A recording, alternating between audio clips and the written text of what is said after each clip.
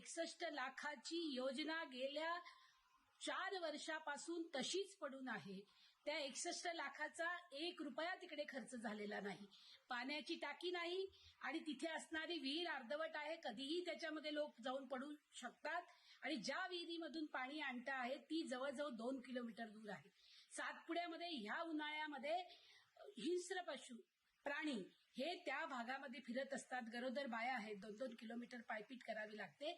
ही बाब अत्यंत निषेधार्ह असून आदरणीय पालकमंत्री गुलाबराव पाटलांनी याची तात्काळ चौकशी लावून आपल्या विभागामधील संबंधित अधिकाऱ्यांना जबाबदार धरत त्यांच्यावरती कार्यवाही करावी आणि या गावाला पाणी देण्याचं